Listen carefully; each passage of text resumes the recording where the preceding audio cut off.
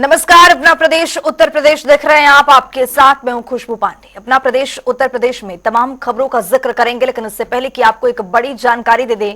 बड़ी जानकारी अयोध्या से सामने आ रही है। अयोध्या दौरे पर हैं सीएम योगी आदित्यनाथ। मिल्कीपुर को देंगे कई परियोजनाओं की सौगात। 83 परियोजनाओं का लोकार्पण और शिलान्यास करेंगे। इस वक्त की बड़ी और अहम जानकारी, 83 परियोजनाओं का लोकार्पण और शिलान्यास करेंगे मुख्यमंत्री। अयोध्या दौरे पर हैं सीएम योगी आदित्यनाथ। तो मिल्कीपुर को कई परियोजनाओं की सौगात देते हुए नजर आएंगे। उत्तर प्रदेश के मुखिया योगी आदित्यनाथ अयोध्या दौरे पर हैं। अयोध्या दौरे के दौरान कई कार्यक्रम में शिरकत करेंगे। मिल्कीपुर को कई परियोजनाओं की एक बड़ी सौगात देने वाले हैं। 83 परियोजनाओं का लोकार्पण और शिलान्यास भी करते हुए नजर आएंगे।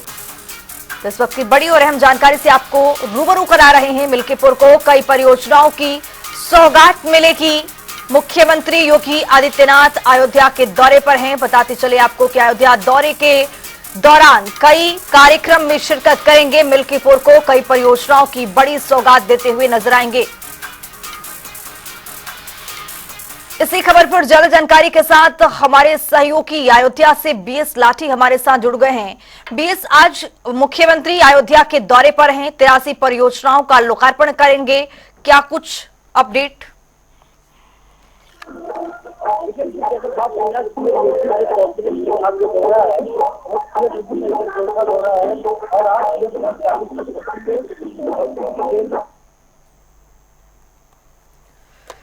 तो नए सिरे से आप अपने सहयोगी को जोड़ने की कोशिश करेंगे, लेकिन जानकारी ये कि 83 परियोजनाओं का लोकार्पण और शिलान्यास करेंगे। मुख्यमंत्री अयोध्या के दौरे पर हैं। बताते चले कि आज अयोध्या का ये दौरा मुख्यमंत्री का कई मायनों में खास रहने वाला है। कई परियोजनाओं का लोकार्पण और शिलान्यास करेंगे। मिल्कीपुर को कई बड़ी सौगात देते हुए नजर आएंगे। तो अयोध्या के दौरे पर हैं उत्तर प्रदेश के मुखिया योगी आदित्यनाथ। मुख्यमंत्री का ये दौरा कई मायनों में खास रहने वाला है। 83 परियोजनाओं का लोकार्पण और शिलान्यास करते हुए नजर आएंगे। अयोध्या दौरे पर हैं मुख्यमंत्री योगी आदित्यनाथ। ये दौरा कई मायनों में खास रहने वाला है। आपको बताते चले कि मिल्कीपुर को भी आज बड़ी सौगात देते हुए नजर आएंगे। विकसित भारत के संकल्प को आगे बढ़ाते हुए उत्तर प्रदेश के मुखिया योगी आदित्यनाथ उत्तर प्रदेश के कई जिलों की बात करें, कई विधानसभा बात करें, कई लोकसभा क्षेत्रों की बात करें, सभी जगह पर कई परियोजनाओं का लोकार्पण कर रहे हैं, शिलान्यास कर रहे हैं, ताकि उत्तर प्रदेश एक विकसित राज्य के रूप में उभर सके। बताते चले कि अयोध्या दौरे पर हैं सीएम योगी आदित्यनाथ। हमारे सहयोगी फोन लाइन पर हमारे साथ जुड़ चुके हैं बीएस लाठी। बीएस, क्या कुछ जानकारी? अयोध्या के दौरे पर हैं मुख्यमंत्री, अपडेट क्या कुछ?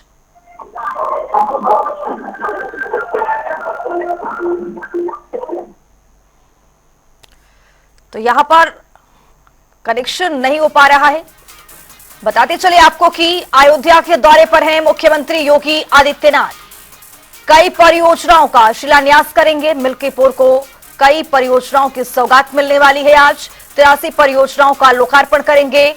तो एक विकसित भारत के संकल्प को आगे बढ़ाते हुए उत्तर प्रदेश के मुखिया योगी आदित्यनाथ नजर आ रहे हैं।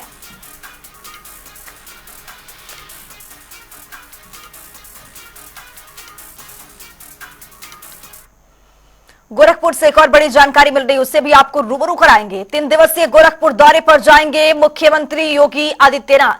दोपहर 2 बजे रामगढ़ ताल पहुंचेंगे सीएम योगी। फ्लोटिंग रेस्टोरेंट का लोकार्पण भी करेंगे। 10 करोड़ की लागत से फ्लोटिंग रेस्टोरेंट बना हुआ है। अवांतियों को प्रमाण पत्र भी देंगे मुख्यमंत्री। केंद्रीय मंत्री कमलेश पासवान भी मौजूद रहेंगे। सांसद रवि किशन कार्यक्रम में शामिल होंगे। तो गोरखपुर के दौरे पर रहेंगे मुख्यमंत्री योगी आदित्यनाथ।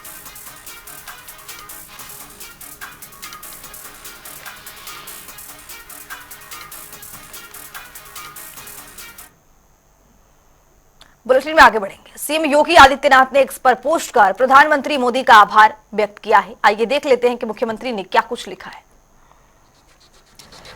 अंतरिक्ष जगत में भारत को महाशक्ति बनने के लिए समर्पित। अंतरिक्ष जगत में भारत को महाशक्ति बनने के लिए समर्पित आदरणीय प्रधानमंत्री नरेंद्र मोदी जी के यशस्वी नेतृत्व में आज केंद्रीय मंत्रिमंडल ने गगनयान कार्यक्रम का विस्तार करते हुए भारतीय अंतरिक्ष स्टेशन यानी बीएस की दिशा में पहले कदम को मंजूरी दे दी है। ये अभिनंदनीय निर्णय प्रधानमंत्री जी के संकल्प वर्ष 2035 का है। ऑपरेशनल भारतीय अंतरिक्ष स्टेशन पर 2040 तक का है। एक मानव युक्त चंद्र मिशन की सिद्धि की दिशा में बड़ा है निर्णायक कदम। आभार प्रधानमंत्री जी। मुख्यमंत्री की ओर से ये एक्स पर पोस्ट करके प्रधानमंत्री का आभार व्यक्त किया गया है।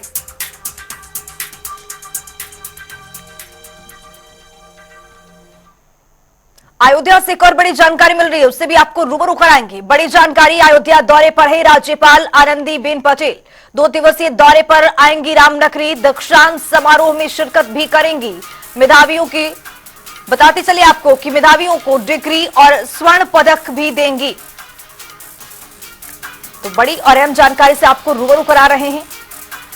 राज्यपाल आनंदीबेन पटेल अयोध्या के दौरे पर हैं। 2 दिवसीय दौरे पर रामनगरी पहुंचेंगी। दीक्षांत समारोह में शामिल भी होंगी। आनंदीबेन पटेल मेधावियों को डिग्री और स्वर्ण पदक भी देंगी। तो उत्तर प्रदेश के राज्यपाल आनंदीबेन पटेल अयोध्या के दौरे पर हैं। 2 दिवसीय दौरे पर रामनगरी पहुंचेंगी। बताते चलें कि दीक्षांत समारोह में शामिल होंगी, शिरकत करती हुई नजर आएंगी। मेधावियों को डिग्री और स्वर्ण पदक भी देंगी, सम्मानित करते हुए नजर आएंगी मेधावियों को। राज्यपाल आनंदीबेन पटेल मेधावियों को डिग्री और स्वर्ण पदक के साथ उनका मनोबल भी बढ़ाते हुए नजर आएंगी, सम्मानित करेंगी। इस वक्त की बड़ी और अहम जानकारी अयोध्या से आपको दे रहे हैं। उत्तर प्रदेश के राज्यपाल आनंदीबेन पटेल आपको बताते चले कि अयोध्या के दौरे पर हैं। 2 दिवसीय दौरे पर हैं, रामनगरी पहुंचने वाली हैं और दीक्षांत समारोह में शामिल होंगी, शिरकत करेंगी। मेधावियों को डिग्री और स्वर्ण पदक भी देंगी।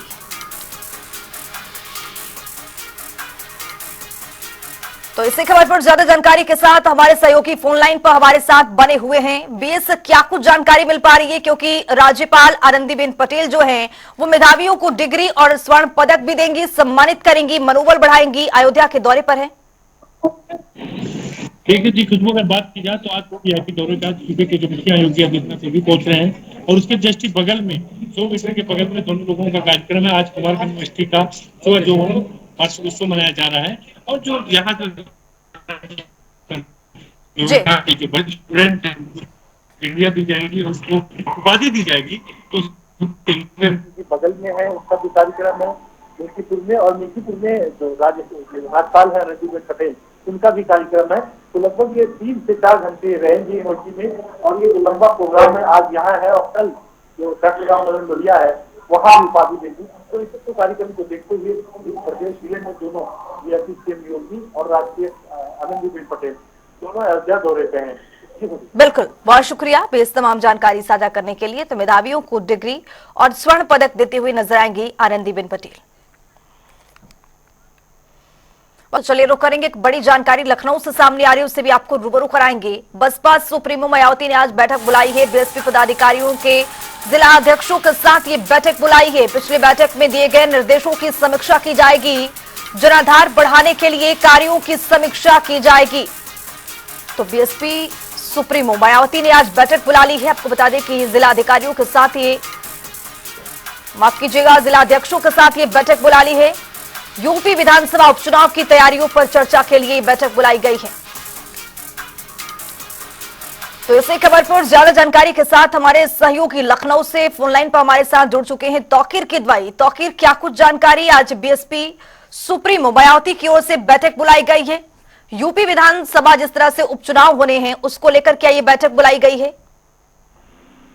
देखिए बिल्कुल उपचुनाव को लेकर बहुजन समाज पार्टी लगातार तैयारियों में नजर आ रही है। करीब 1 महीने के अंदर तीसरी बैठक है जब मायावती ने अपने मुख्यालय पर सभी नेताओं को बुलाया है, खासकर उन नेताओं को जो उन 10 विधानसभा सीटों के प्रभारी हैं जहां पर उपचुनाव होना है। अभी हाल ही में ऐलान किया गया था कि एक सीट अयोध्या की जो सीट है वहां पर प्रत्याशी का ऐलान भी कर चुकी है Baspa supremo.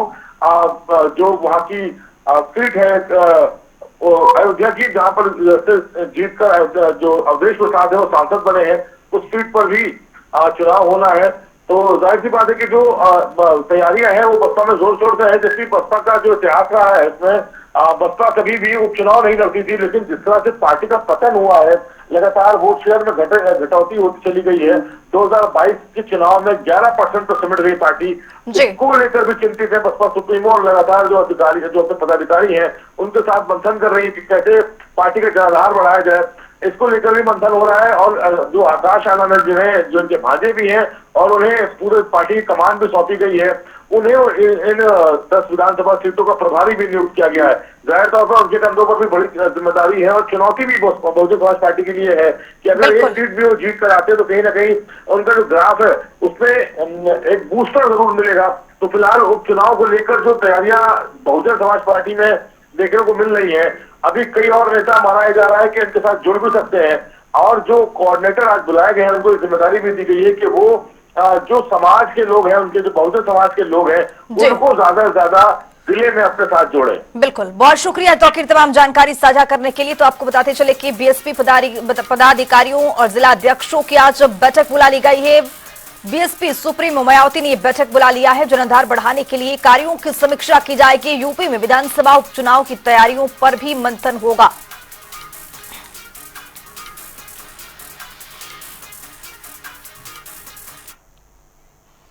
One nation one election पर सपा मुखिया अखिलेश यादव ने बीजेपी पर तंज भी कस दिया है। उन्होंने इस पर पोस्ट में क्या कुछ लिखा है वो भी दिखाते हैं आपको। अखिलेश यादव ने अपने एक्स पोस्ट में लिखा है, लगे हाथ महाराष्ट्र, झारखंड व यूपी के उपचुनाव भी घोषित करवा देते। अगर वन नेशन वन इलेक्शन सिद्धांत के रूप में है तो कृपया स्पष्ट किया जाए कि प्रधान से लेकर प्रधानमंत्री तक के सभी ग्राम, टाउन, नगर निकायों के चुनाव भी साथ ही होंगे। अखिलेश यादव ने अपने पोस्ट में आगे लिखा है, फिर त्योहारों और मौसम के बहाने सरकार की हार जीत की व्यवस्था बनाने के लिए अपनी सुविधा अनुसार भाजपा जब बीच में किसी राज्य की चयनित सरकार गिरवाएगी तो क्या पूरे देश के चुनाव फिर से होंगे? किसी राज्य में राष्ट्रपति शासन लागू होने पर क्या जनता की चुनी सरकार को वापस आने के लिए अगले आम चुनाव तक का इंतजार करना पड़ेगा, या फिर पूरे देश में फिर से चुनाव होगा? इसको लागू करने के लिए जो संवैधानिक संशोधन करने होंगे उनकी कोई समय सीमा निर्धारित की गई है, या ये भी महिला आरक्षण की तरह भविष्य के ठंडे बस्ते में डालने के लिए उछाला गया है? एक जुमला भर है, कहीं ये योजना चुनाव का निजीकरण करके परिणाम बदलने की तो नहीं है? तो कई सवाल उठाते हुए अखिलेश यादव ने अपने पोस्ट में लिखा है कि ऐसी आशंका इसलिए जन्म ले रही है क्योंकि कल को सरकार ये कहेगी कि इतने बड़े स्तर पर चुनाव कराने के लिए उसके पास मानवीय और अन्य जरूरी संसाधन ही नहीं है। इसलिए हम चुनाव कराने का काम भी ठेके पर दे रहे हैं। जनता का सुझाव है कि भाजपा सबसे पहले अपनी पार्टी के अंदर जिले, नगर, राज्य और राष्ट्रीय स्तर पर इस तरह के चुनाव को एक साथ करके दिखाए, फिर देश की बात भी करे। चलते चलते जनता ये भी पूछ रही है कि आपके अपने राष्ट्रीय अध्यक्ष का चुनाव अब तक क्यों नहीं हो पा रहा है, जबकि सुना तो यह है कि वहां तो 1 पर्सन 1 ओपिनियन है।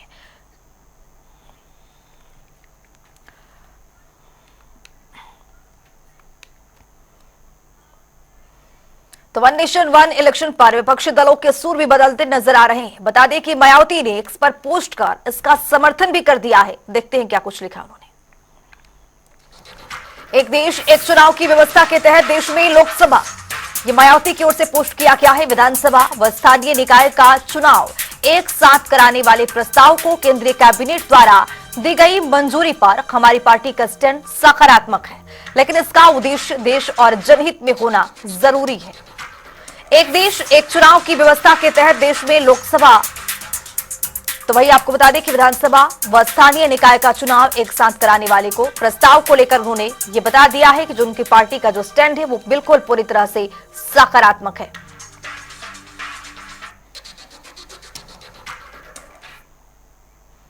इसी बीच बागपत से एक बड़ी जानकारी मिल रही है, उसे भी आपको अपडेट करवाएंगे। आज बागपत आएंगे राज्य मंत्री जयंत चौधरी। युवाओं के लिए ट्रेनिंग सेंटर का उद्घाटन करते हुए नजर आएंगे। युवा पुलिस और आर्मी की तैयारी भी करने के लिए लोगों को प्रेरित करते हुए नजर आएंगे। तो राज्य मंत्री जयंत चौधरी बागपत आज आने वाले हैं, ट्रेनिंग सेंटर का उद्घाटन करेंगे। युवा पुलिस और आर्मी की तैयारी कर सकेंगे। इसको लेकर के भी युवाओं का यहां पर मनोबल बढ़ाते हुए नजर आएंगे।